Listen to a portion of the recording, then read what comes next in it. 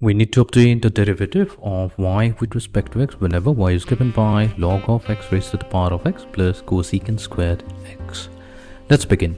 Here we will consider with whatever is provided to us. Here we have y equals to natural log of x raised to the power of x plus cosecant squared x. What we'll do, we'll take the derivative on both sides with respect to x. So we have dy over dx equals to derivative with respect to x of log of x raised to the power of x plus cosecant squared x. Now we know that whenever we have logarithmic function log of x, its derivative with respect to x is given by 1 over x. So that means we have derivative of log of x raised to the power of x plus cosecant squared x. So we have 1 over x raised to the power of x plus cosecant squared x. But since this is not x, so what we'll have to do, we'll have to take the derivative with respect to x of x raised to the power of x plus cosecant squared x and multiply it to the value. That's because here we are using the chain rule.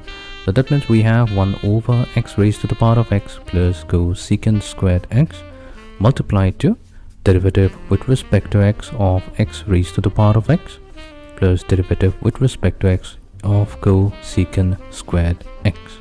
Fine. Now let's find out the value.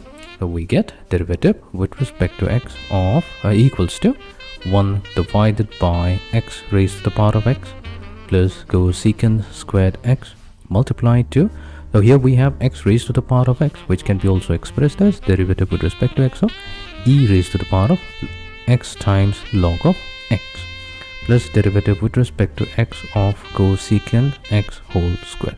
So what we have done here is we have made use of the fact that if we have e raised to the power of natural log of a, so this value becomes equals to a. So that means if we consider our value of a to be equals to x raised to the power of x, then we can represent x raised to the power of x as e raised to the power of log of, so in place of a we'll replace it with x raised to the power of x.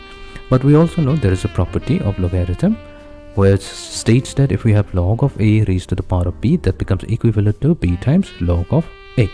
So that means we can have x raised to the power of x also represented as e raised to the power of x times log of x. Fine. Now what we do, we'll have to find out the derivative. So let's find out the derivative. So we know the derivative with respect to x of the logarithm of the exponential function e raised to the power of x gives us the function itself. So that means we will have 1 divided by x raised to the power of x plus cosecant squared x. The derivative of the exponential function will be e raised to the power of x log x. But since we have x log x instead of x, so we'll have to use the chain rule and multiply it to derivative with respect to x of x log x. Plus here we can use the power rule to get 2 times cosecant of x multiplied to derivative with respect to x of cosecant of x. Fine. Let's further simplify. Now we'll have derivative of y with respect to x, that's given by 1 divided by x raised to the power of x plus cosecant squared x.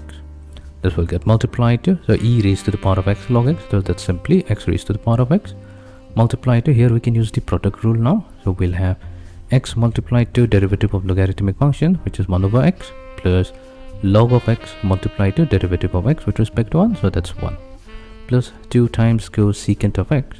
Now derivative of the cosecant function is negative cosecant of x times cotangent of x. Right.